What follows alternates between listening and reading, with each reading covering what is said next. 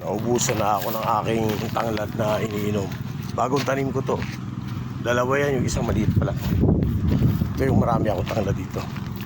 Yan, puro tanglad yan. Yan. Puro po tanglad yan. May naka-intercrop na kalamansi. May talbos sa mahaba. Yan, ito yung mga tanglad ko. Yan. Kuha tayo ng ilalaga. Yan. Ito, nakunan ko na ito ng ilang beses. Kaya tawag sa Bicol, gataw na. Ibig sabihin gataw na, sa ibabaw na siya. Pwede mo na siyang harvestan. Yan. Pwede mo nang harvestan pag hindi kalaki.